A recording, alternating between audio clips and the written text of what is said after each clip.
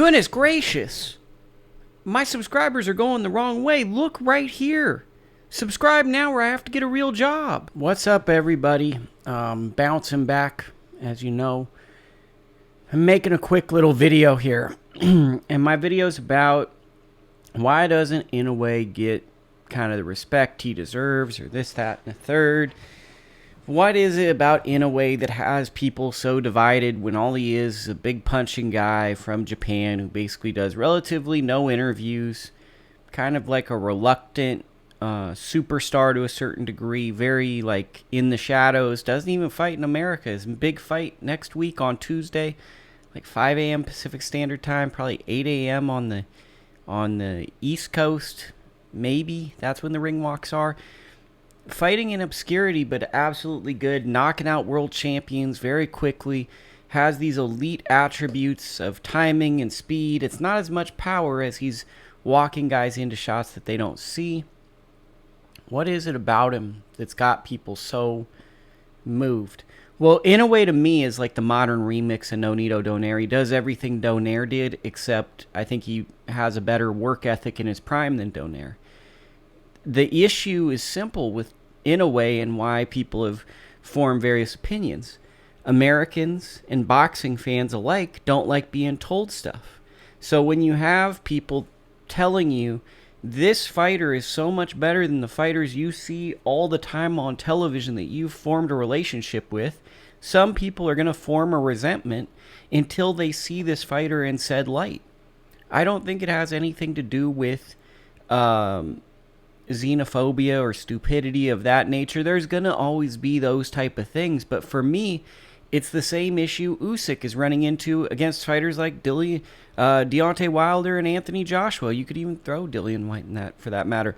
They've gotten the marquee main event dates, so fans are going to be more drawn to them. Even though Usyk has accomplished more, it's harder for him to get a date. Bivol can't seem to get a main event date. Inoue is getting main event dates, but he'd prefer to fight in Japan where he's a superstar as opposed to America where it doesn't really seem to matter that much if he fights.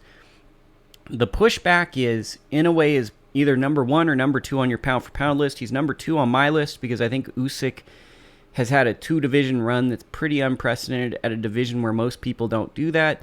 That being said, he's a once-in-a-generation type fighter. There's not many times we see a fighter like Inoue, and if you believe this is fabrication, you're going to miss out on something really, really fun. A lot of people don't understand who he's beating. He's beating guys like Jamie McDonnell, really, really good fighters that weren't losing before they had fought him, and he's stopping them. And he's stopping them in a fashion where you're like, wow, this guy is really legit to take this world caliber, this long reigning world champion, and make him basically look like a journeyman. Now, if you don't know anything, it's really easy to look at it and go, man, this guy fights nobody. Because he's treating people like they're nobodies. It's the Roy Jones things. I didn't fight nobodies. I made them look like nobodies. Y'all must have forgot. Inoue is facing a little bit of this issue in the lower weights that you see, where he's fighting on obscure times, obscure placement, for only the hardcore fans. And then a lot of publications go, hey, if you're a real fight fan, you got to know about this guy. Don't worry about some of the most famous fighters you like, Gervonta Davis, or it was another, or Errol Spence, or all these that you formed 10 to 15 years of a relationship with, and you care about their career through every step of the way. Actually, this guy's better, and that's going to piss off a certain amount of people until they form that conclusion themselves. And we live in this world where the world has now been so divided through politics and monetization of apps that there's going to be people that might look at him and go, man, even though I like every single thing about this fighter, I'm just going to decide to go against him because there's a group of people that I enjoy hanging out with, and they're going to say he's not very good, and it's just going to make the world turn. And I can, but like in that sense, boxing now has a form of a social community that has a social code where to be accepted in certain social circles, you have to buy into certain said truths.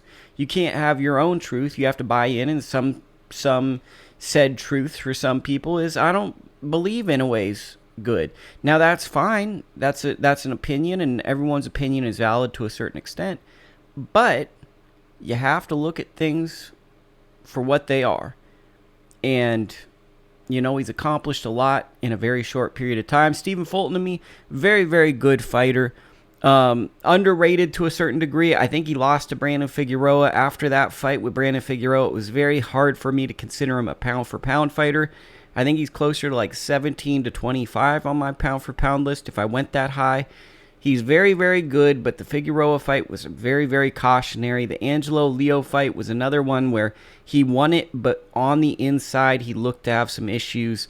The big issue I've had with Fulton from the Figueroa fight was it just looked like he did not like shots to the body, and he got hurt, like my man Shuttersworth said, in multiple different areas of the fight. He got hurt early, mid, and late in that fight. He showed distress. Now, Inoue doesn't punch as much as Figueroa. He's not probably as big as Figueroa. But even that being said, I've never had a hesitation when looking at this fight and going, man, I think Stephen Fulton's going to win this fight.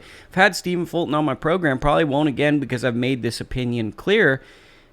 I think it's very courageous he's taken this fight. I think he is, on paper, the best 122-pound fighter.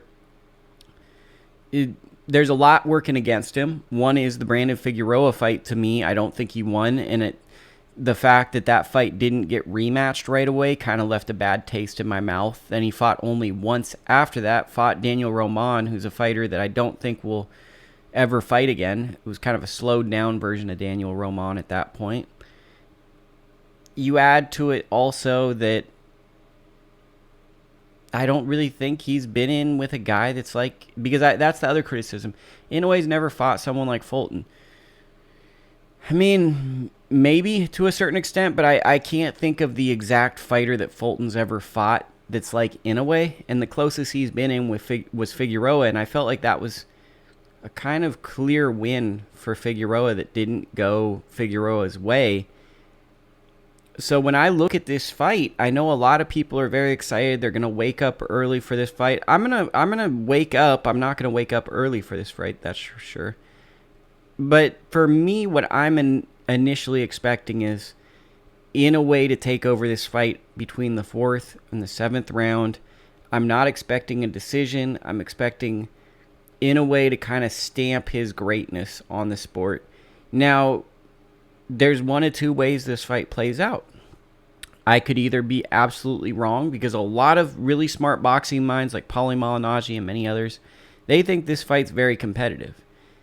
Then you have me, who thinks the exact opposite. I think that Inoue basically does everything Fulton does, but better. The only question is, will the size matter? And I think that also where that kind of levels out is Fulton's been thinking about going to featherweight, so even if the size doesn't matter, I'm curious to see how Fulton makes the weight, because I think he's been out for 13 months prior to this. So I don't know. It's a weird one, because the excitement that the boxing world had for this fight would have been the same excitement I would have had if I had never seen the Brandon Figueroa fight. I'm curious to hear you YouTube people. What's your excitement level for Inoue Fulton? Why do you think it's this? Why do you think it is what it is? Because to me, I think this is going to be a moment where Inoue beats the best guy in the division and starts to get respect from a lot of fans, because this is the first fighter outside of Nonito Donaire who I think fight fans had heard of prior to Inoue fighting. And let's be honest, the two fights with Donaire was fighting somewhat unfrequently and on hard-to-find apps. The second fight, he had just come off a Showtime fight, but it wasn't Donaire in his prime. And I think that also devalued Inoue's credit for that fight, because I think all great fighters have one last fight, and I think Donaire's last great fight was the first Inoue fight. He just got caught in the second fight, but that can happen when you're older and you slow down a little bit. It can happen. I think this is the first time a lot of fight fans have actually tuned in and cared about Inoue's fight. Inoue has been like a breakfast club fighter for a lot of fight fans who have kind of tuned in as hardcore enthusiasts and watched this rise. So for me personally, I'm expecting Inoue to have a very dominant performance, but I'm very curious to join with my community and get your perspective of what you expect from this fight. So let me know.